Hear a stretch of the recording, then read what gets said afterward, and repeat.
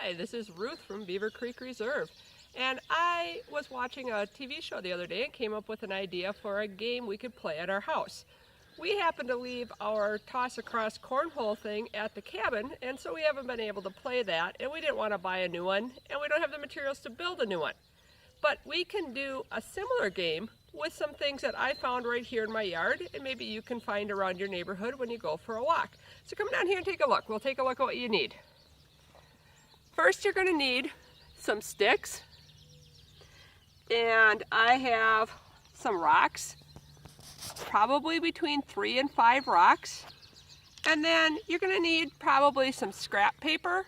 And so I took my scrap paper, see it's used on that side, and I taped it to a cereal box so that it's a little sturdier because I'm outside with it.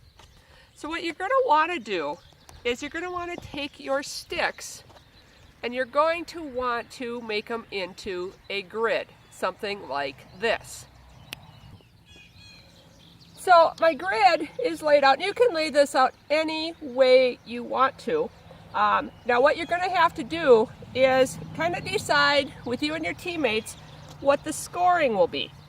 So my grid is sort of this rectangle, and then there's a couple of pieces through here with a couple of smaller sticks this direction. So we're going to have to decide how much each of those areas is worth.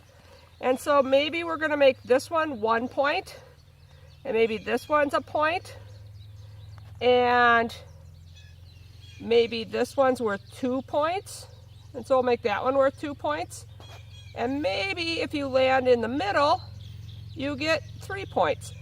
Again, you can decide on how many ever points you want to make this for.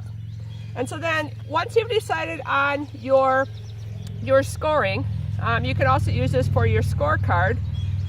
So it'll be, we'll put the players' names down like this, and then we're going to take the rocks, and we have to decide how far away we're going to be. Now if you have bigs and littles playing, you might need to have 2 different throwing lines so that it's a little more fair for different size people. That one you can decide on your own. And so you'll take your sticks, or I'm sorry, your rocks, and we have our throwing line right here. Our throwing line is kind of little, but that's okay. And we toss, and we toss. I'm going to toss all 5 stones.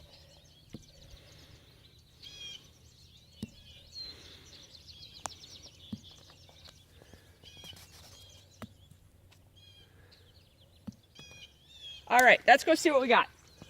So we're going to take our scoring with us. Now I missed on a couple of them altogether. So I got 1 point for this, and you will have to decide with your team if that counts or not. I'm going to say it did. So I have 2 points, and then this square over here is another 2 points. So that's 4 points. I like to do points by tally. 1, 2, 3, 4 marks. You can just do the number 4, however it works for you better. And then Ray would go back to the same line with the same rocks, and he would take his turn and throw again. Now what I think is kind of fun about this is you can change this every day. You can add more parts to it. You can make some of the holes not worth anything or worth a lot of points. So you're going to have to decide how many points you're going to play to. If you have a doubler square, so if you land in a certain square and you double your score, then you're going to want to play to a higher number, maybe 50 or 100 points. If you're just going to do all 1 point, maybe you only play to 15 or 20. That is something you're going to have to decide with your friends. And so this isn't something that we need to have stuff, it's just things we found out here in nature. Now if you don't have the sticks or the rocks, maybe you have something in your garage or something in your basement that'll work. Pool noodles, you could take towels and wrap them up, garden hose, extension cords, whatever it is that you can find, you can make this sort of a toss game in your own backyard. Hope you have some fun with this. We'll see you later.